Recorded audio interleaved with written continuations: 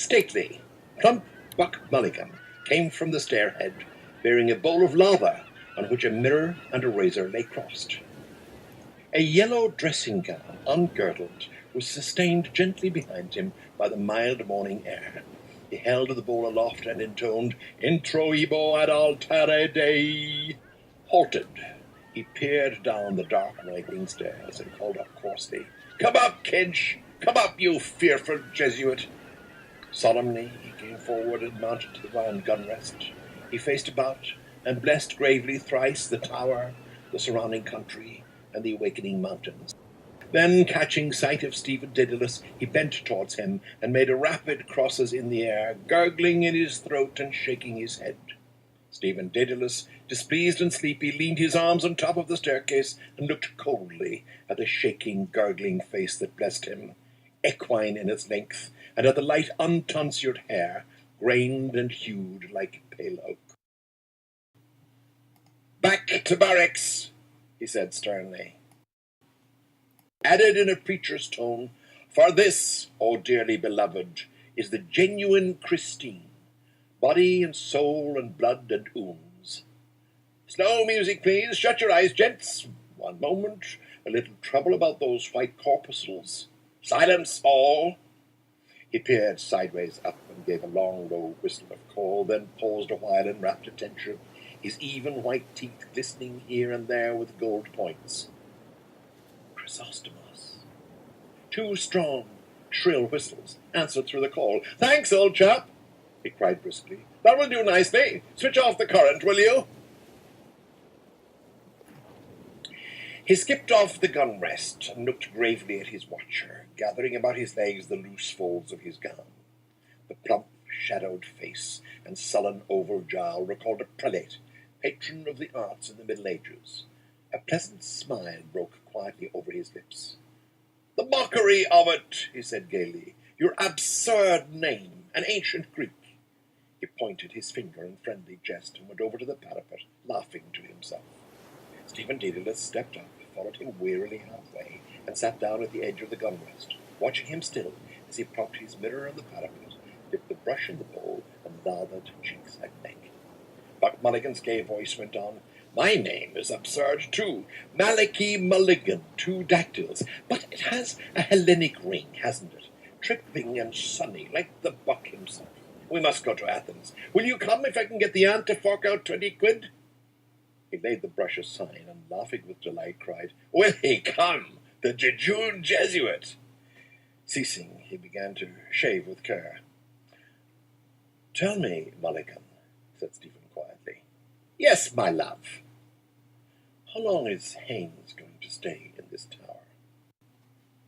Buck Mulligan showed a shaven cheek over his right shoulder. God, isn't he dreadful? He said frankly. A ponderous Saxon. He thinks you're not a gentleman. God, these bloody English, bursting with money and indigestion, because he comes from Oxford.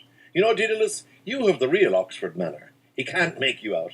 Oh, my name for you is the best. Kinch, the knife blade. He shaved warily over his chin. He was raving all night about a Black Panther, Stephen said. Where is his gun case? A woeful lunatic, Mulligan said. Were you in a funk?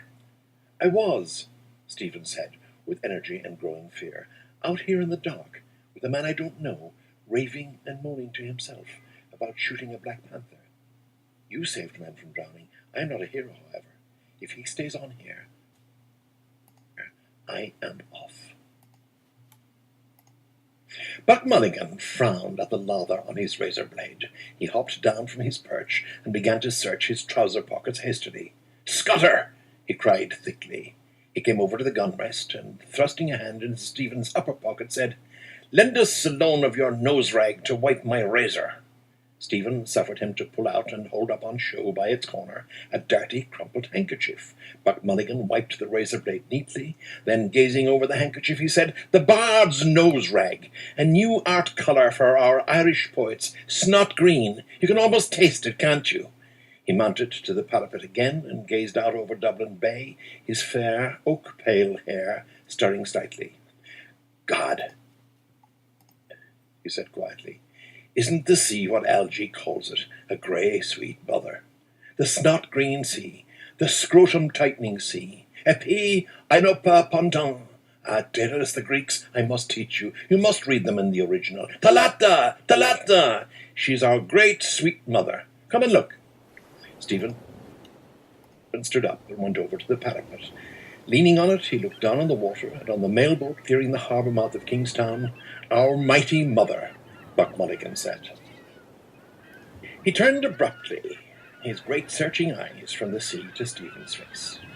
The aunt thinks you killed your mother, he said. That's why she won't let me have anything to do with you. Someone killed her, Stephen said gloomily. You could have knelt down, damn it, Kinch, when your dying mother asked you, Buck Mulligan said. I'm Hyperborean as much as you, but to think of your mother begging you with her last breath to kneel down and pray for her. And you refused. There's something sinister in you.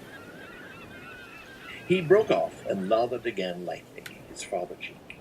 A tolerant smile curled his lips. What a lovely mummer, he murmured to himself. Kinch, the loveliest mummer of them all. He shaved evenly and with care, in silence, seriously. Stephen, an elbow rested on the jagged granite, leaned his palm against his brow and gazed at the fraying edge of his shiny black coat sleeve. Pain that was not yet the pain of love fretted his heart. Silently, in a dream, she had come to him after her death, her wasted body within its loose brown grave-clothes, giving off an odour of wax and rosewood, her breath that had bent upon him mute, reproachfully, a faint odour of wetted ashes. Across the threadbare cuff edge he saw the sea, hailed as a great sweet mother by the well-fed voice beside him. The ring of bay and skyline held a dull green mass of liquid. A bowl of white china had stood beside her deathbed, holding the sluggish green bile which she had torn up from her rotting liver by fits of loud, groaning vomiting. Buck Mulligan wiped again his razor blade. Ah, poor dog's body, he said in a kind voice.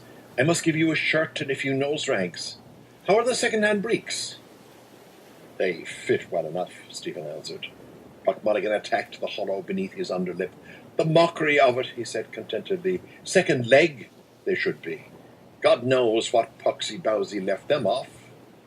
I have a lovely pair with a stripe, grey. You'll look spiffing in them. I'm not joking, Kinch. You look damn well when you're dressed.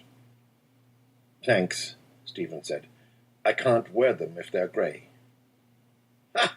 He can't wear them, Buck Mulligan told his face in the mirror. Etiquette is etiquette. He kills his mother, but he can't wear grey trousers.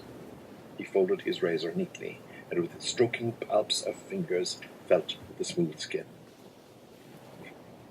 Stephen turned his gaze from the sea and to the plump face with its smoke-blue, mobile eyes.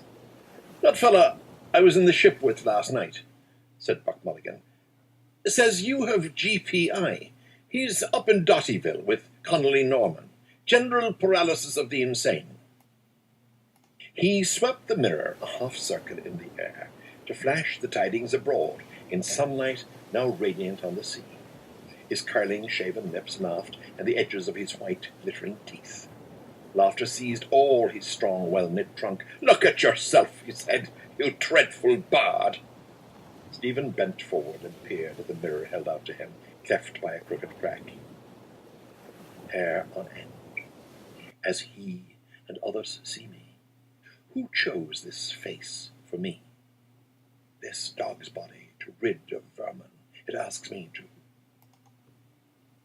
I pinched it out of the skivvy's room, Buck Mulligan said. It does her all right. The aunt always keeps plain-looking servants for Malachy. Lead him not into temptation, and her name is Ursula. Laughing again, he brought the mirror away from Stephen's peering eyes. The rage of Caliban at not seeing his face in a mirror, he said. If Wilde were only alive to see you. Drawing back and pointing, Stephen said with bitterness, it is a symbol of Irish art, the cracked looking-glass of a servant. Buck Mulligan suddenly linked his arm in Stephen's and walked with him round the tower, his razor and mirror clacking in his pocket where he had thrust them. It's not fair to tease you like that, Kinch, is it? He said kindly. God knows you have more spirit than any of them. parried again. He fears the lancet of my heart, as I fear his, the cold steel pen. Cracked looking glass of a servant, tell that to the oxy chap downstairs, and touch him for a guinea. He's stinking with money, and he thinks you're not a gentleman. His old fellow made his tin by selling jalap to Zulus, or some bloody swindler or other. God, Kinch, if you and I could only work together, we might do something for the island. Hellenize it. Cranley's arm, his arm. And to think of your having to beg from these swine. I'm the only one that knows what you are. Why don't you trust me more? What have you up your nose against me? Is it Haines? If he makes any noise here, I'll bring down Seymour, and we'll give him a ragging worse than they gave Clive Kempthorpe. Young shouts of moneyed voices in Clive Kempthorpe's rooms. Pale faces. They hold their ribs with laughter, one clasping another. Oh, I shall expire. Break the news to her gently, Aubrey. I shall die. With slit ribbons of his shirt whipping the air, he hops and hobbles round the table with trousers down at heels, chased by aids of Maudlin with the tailor's shears, a scared calf's face gilded with marmalade. I don't want to be debagged. Don't you play the giddy ox with me. Shouts from the open window, startling evening in the quadrangle.